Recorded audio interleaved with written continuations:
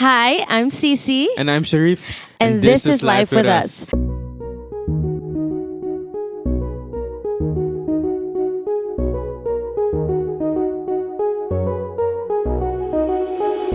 So welcome to episode numero tres, our third episode of Life with Us.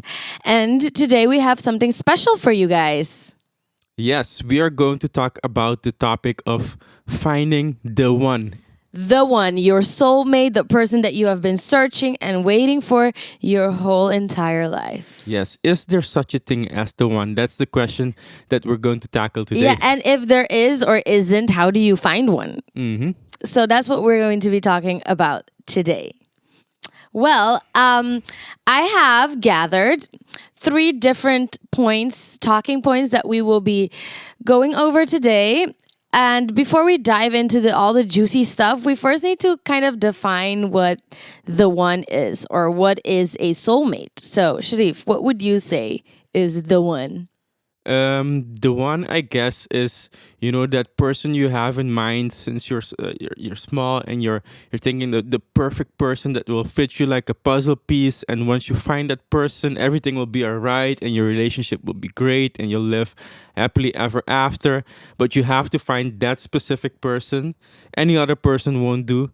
So yeah, that's what I think most people will think of when they think of the one. Yeah, so what I've found during my research is that indeed the way most people would define a soulmate or the one is a particular or specific person that was basically assigned to them from the very beginning, a person that matches them completely, and that once they meet this person or marry this person, that life will be complete and there will be no struggle. It will go smoothly and easily because that person is the one. That person is their soulmate. So, I mean, that's important for us to know the definition before we get into all of our discussions and conversations about, what we think about this concept. Right.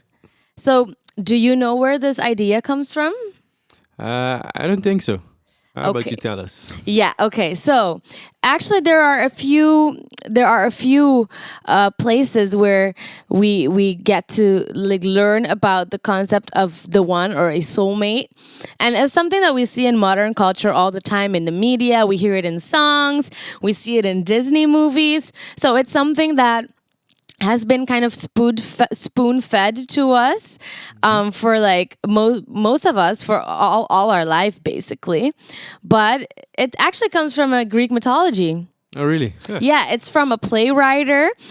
So these two hermaphrodite giants basically were stuck together, had one head but 2 faces and 4 legs and 4 arms, and Zeus was jealous and filled with pride. Zeus, the Greek god, that is, was jealous and filled with pride, and he decided that he would split them and scatter them, and they would be basically cursed to try and find each other forever. And then when they would find each other, finally, they would feel complete, and so it's a feeling of being complete and like everything is right with the world again. Okay. That's kind of where it comes from, amongst other things. I think I've heard that story before. Yeah. Interesting. It's an interesting story, guys. It's good to know where our thoughts and our ideas actually come from. Yeah. All right. Quite cool. So, hearing all of this, what's your take, Sharif? Do you believe in the one? I'll answer it with a story of my own. Okay, go ahead.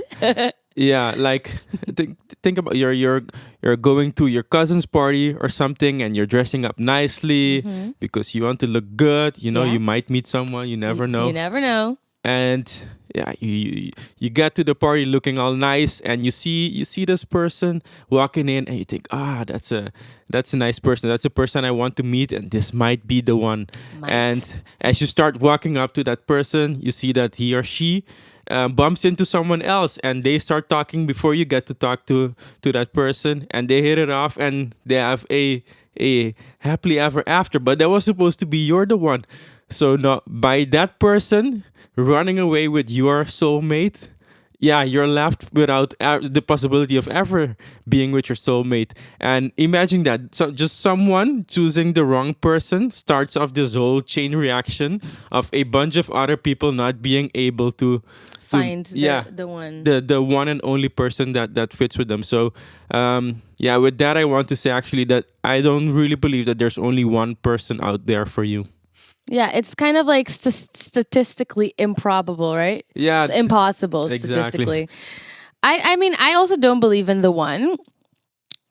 Yeah, for multiple reasons, really. One of them being what you said, but I also don't believe, like, foundationally in the fact that a person can complete you or make you whole. Like, you are supposed to be whole on your own, and it's kind of a lot of pressure to try to find the one person that will make your life whole. I mean, that doesn't make much sense to me. And besides that, it heavily relies on your feelings. Like, this person feels like the one. There is no. I mean, I've looked up everywhere, and there's nowhere that you can find a list of what a description of what the one is. It's mostly like a feeling that you instantly get when you meet that person. But ask any person that has been married or and some that have been divorced, they've had that feeling before. So how did it end up in a divorce? It's because that it has nothing to do with feelings, and in that case already, it's the whole concept to me falls short. Right. I believe it can happen and it does happen, like God being the matchmaker, and sometimes people just know, or they just know that that's the person they have to be with, and they both have that feeling. So I think it can happen, and in the Bible as well we have some story of that happening, but I'm pretty sure that's the exception and not the rule. Yeah. Yeah. Yeah. And yeah, maybe we can talk then about some of the downsides. What Because the whole thinking of there being a single person for you also has a lot of downsides. Exactly. Like, I would say, from my experience, what I've seen is people staying in extremely unhealthy, toxic relationships because they are convinced that this person is the one. And so they will accept things that they shouldn't accept from their significant other because that person is their soulmate. True. And I guess you also have the flip side of people jumping out of a relationship at the first slide of the smallest issues, smallest problems, because they think, okay, this person can be my puzzle piece, the one, because we're having some friction. And instead of like see what they can do to fix problems in the relationship, they just jump ship and start looking for the next one, or yeah, thinking that okay, that person Yeah. can't be my soulmate because we clash on certain things. So you get it hopping from the one to the other. Yeah, I also think that another thing that causes problems is the fact that it assumes, or the thinking about the one and believing in soulmates and believing in the one assumes that a person's personality is fixed, right? I meet Sharif now, and he's my soulmate now, and he's gonna remain my soulmate forever, so there's not gonna be any issues. But it assumes that Sharif is not going to change. Like, what if he changes? What if he develops? People change, people develops, personalities change. And so I think that's a huge fallacy with the concept of soulmates and the one, is that it doesn't keep in mind that people change, and you're going to have to deal with that change. You're going to have to deal with those developments that come your way in a relationship. Yeah, you also then get people that get into these DIY relationships with Yeah. with the fixer uppers, and you see this person that has some flaws, but you see the potential and the future. There's so much greatness in this person, and you go on and you think to yourself, I can fix him, I can fix her. We can change this, we can change that, and those things, they rarely work out. Yeah, it makes for a lot of disillusionment Yeah. because you build this world in your mind that is, yeah, that's not real.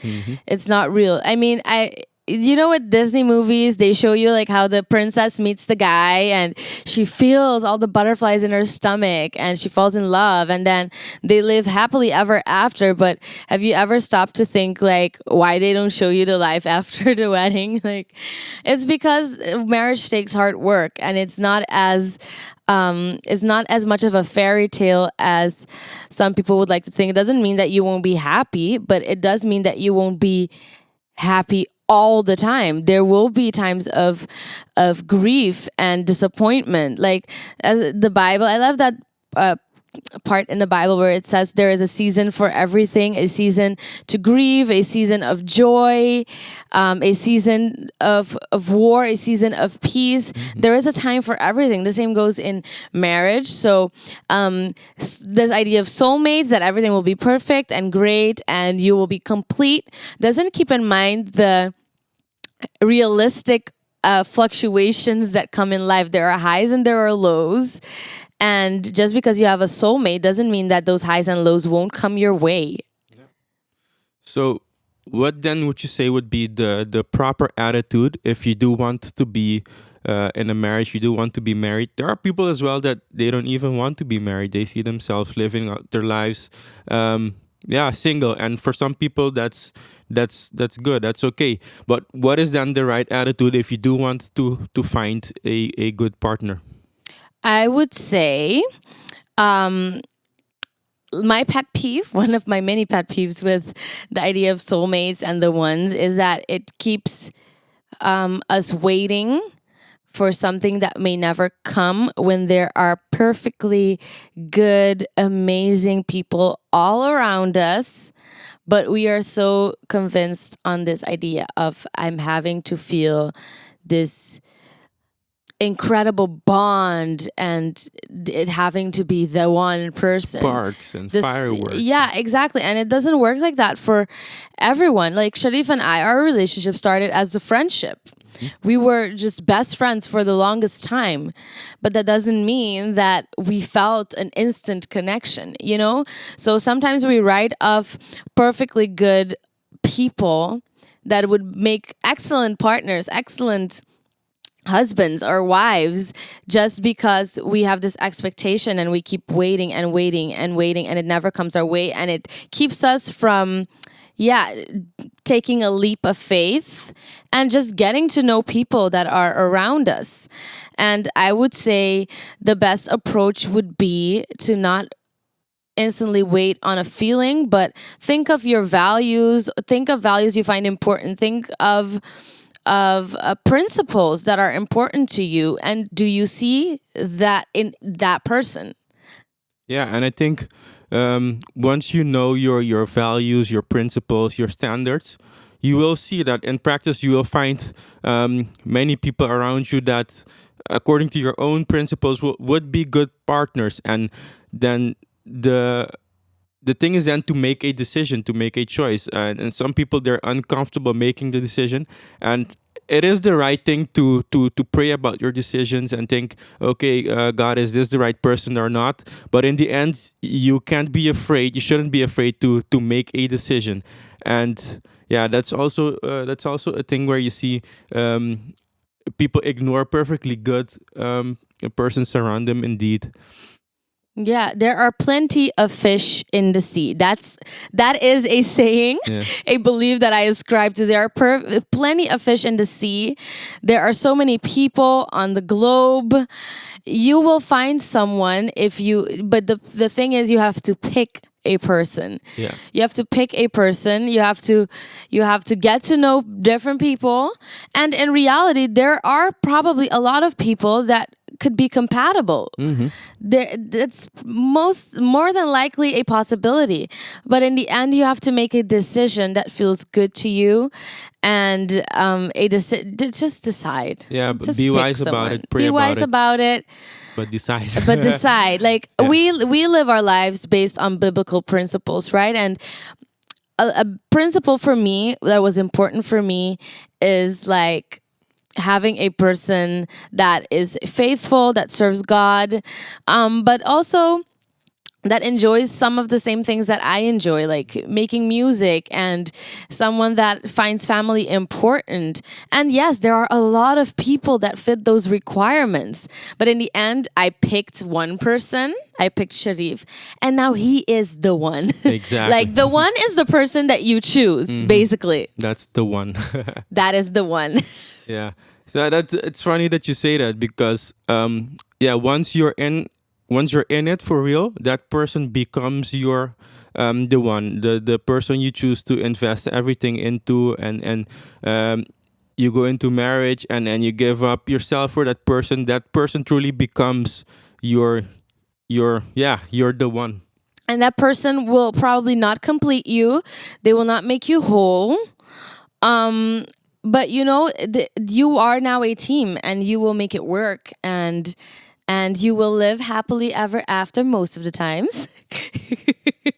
But yeah, that's what I think, that's a healthier approach to the concept of finding the one, is finding a one, you know, not the one, but finding a one, A good one. a good one, you know, that fits your requirements, that fits your needs and your principles and your values. And then with that person, you can build a life. Yeah. Yeah, I think that's the key. A person you can build a life with. Yeah. So, Sharif, if I would say, how do you find the one, a good one? Mm. So that maybe summarizing what we said already. Yeah, you need to know what you stand for. You need to know what you're looking for in a person. Yeah. And then if you open your eyes and you look around, you will surely see that there will be multiple people that fit your description, fit your principles. And then yeah, use wisdom, be wise, think about it, don't rush into things. Yeah. Pray about it, and in the end, you have to be active. You need to approach people. You need to talk to people, and once you see that there's a good connection there, you have to choose. Like, okay, this will be the person I Yeah. want to spend the rest of my life with, and that person becomes your the one. Yeah, and that's an important thing you're saying. Know what you want. Some people say what they want and they think they know, but in the end, when you see the decisions they make, it does not align with what they want, what they truly say they want. And so it's an idea of knowing what you want, knowing what you are looking for, and committing to what you are looking for. Because you can't say that you want a person that is family oriented, but then you date a person that doesn't want to spend time with your family or his or her family. Or you can't say you're looking for a person that is God fearing, but then you date a person that is not. It doesn't make sense. So once you know what you want, commit to finding that person. Commit to dating people that only fit that requirement, because otherwise you're basically wasting your time, and you are setting yourself up for disappointment and hurt where it's not necessary at all. Yeah, and there's a big chance it won't even happen on your timeline. That's the funny thing, though. Like, even us, like, I was always telling myself I'm not ready for a relationship, focus on studies. And Cici came along at the most inopportune time, you would have to say. And Not according to his plan. yeah, exactly. So yeah, you have to be alert, keep an eye out, because sometimes things happens be yeah, outside of your own plans and outside of your own time, skills, and so on. Yeah. Awesome. Yeah. Now, guys, it's time for our Q&A. yes. And as you know, you can leave your questions for us in our comments on our YouTube video, or you can send us a message, a DM on Instagram, our social media pages, or you can, of course, leave a comment under one of our posts, and we will make sure to answer your questions in our Q&A segment in our next episode. Right. So, Sharif, are you ready for our questions? Yes, what are today's questions? Okay, today we have two questions, and one of them is, the first one is, what has been your biggest challenge in marriage? Hmm. I'd say our biggest challenge so far, um, in any case, from my perspective, is the having to like prioritize things because we're not in a position to do everything that we would want to do yet. We have a lot of plans. We want to travel. We want to see the world. We want to bring out music. We want to do this. We want to do that. But yeah, with our current schedule, with our current finances, we're having to come together and prioritize certain things and drop certain things. And yeah, we both have to be in agreement Yeah. um, uh, in that regard. So yeah, you could say that is one of the challenges. Deciding together, okay, what do we have to drop? Something that we really wouldn't want to drop, but we have to let go certain things. Yeah, and oftentimes, yeah, we have to make sure that it's, of course, in agreement, but it's also in balance, that not just one person is making all of the sacrifices and the other person gets to live lavishly. No, we both have to make an equal amount of sacrifices for it to work. And so, yeah, that's a good one, Yeah. babe. From my perspective, I will have to say, our challenges change with the season. Mm-hmm. So currently, what has been a bigger challenge is to clearly communicate what I need from Sharif. Communication is always a thing. You can never be clear enough.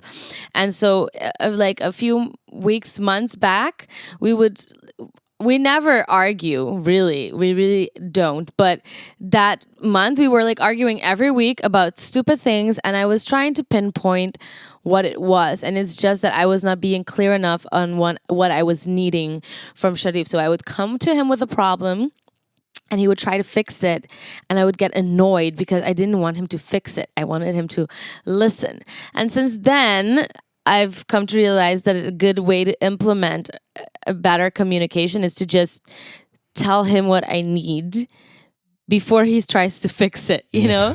So not just like getting angry about it and then having a fight and then afterwards being like, oh no, but I really needed you to just listen.